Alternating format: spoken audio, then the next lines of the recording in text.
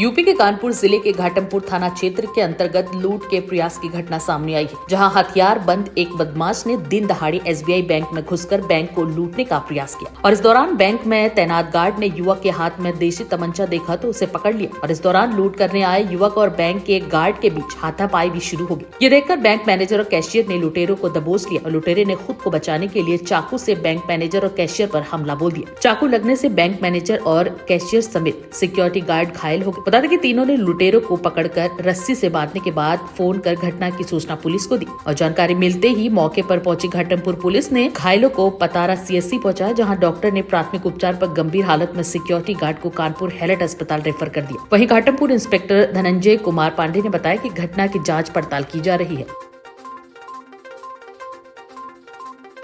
आज दिनांक 18 जनवरी की प्रातः 10:45 पर थाना घाटमपुर पर यह सूचना प्राप्त हुई कि थाना घाटमपुर क्षेत्र में पड़ने वाले पतारा में एसबीआई बैंक में एक अज्ञात हमलावर जो एक साइकिल से आया था, उसके द्वारा बैंक के गार्ड पर हमला कर दिया गया। बैंक के गार्ड से जब उसकी गुत्थम गुत्था हो रही थी, उस समय बैंक के 2 अन्य कर्मचारियों के द्वारा उसकी मदद के लिए आया गया और अज्ञात हमलावर पर आत्मरक्षात्मक कुछ प्रहार किए गए।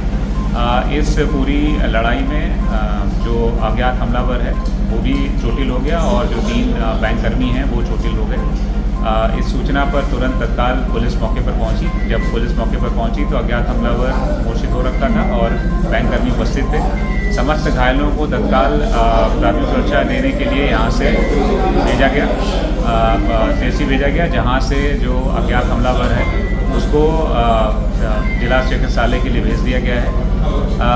जो प्रथम दृश्य है यह समझ में आया है कि हमलावर अज्ञात है और अकेले आया था और साइकिल पर आया था।